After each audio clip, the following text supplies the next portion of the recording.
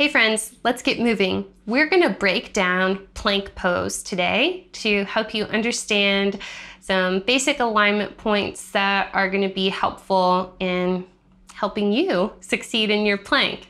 So let's come on down to the ground. First things first, let's build up with our hands. So when you put your hands on the ground for a plank, you want to spread your fingers super wide so that you can see the color of the ground or your mat in between each finger. Now, as you do that, you're probably going to see some wrinkles coming into your wrist.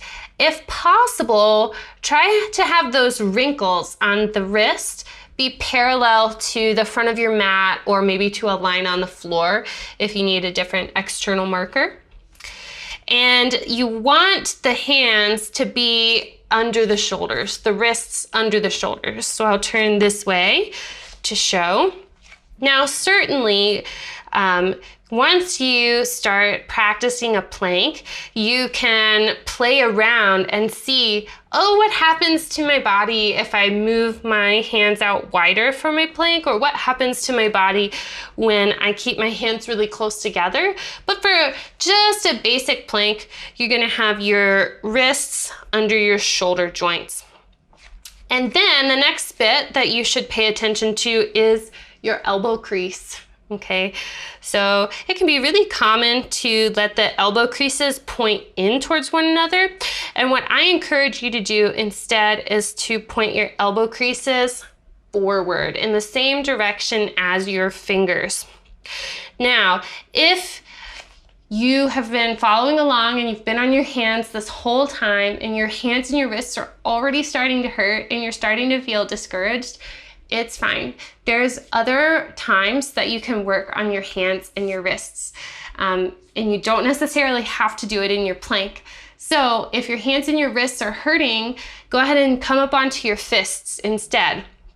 And this way you can still pay attention to pointing the elbow creases forward while you're on your fists. It's still a really great way to do a plank. You just, again, make sure that your wrists are under your shoulders. Okay, so the next thing that we're going to think about is the shoulder blades. So go ahead and kind of relax through your upper body and let your shoulder blades move closer together on your back. Okay, and then push into your hands and move your shoulder blades apart from one another. Do you feel how stable your shoulders have gotten just now by pushing through the hands? So we want to keep the shoulder blades broad like this as we get ready to come into our plank. So depending on where you're at with your core strength, you might feel your core getting tired right here. I personally don't feel my core turning on right here, but I do start to feel my core activating if I take my knees behind my hips a little bit.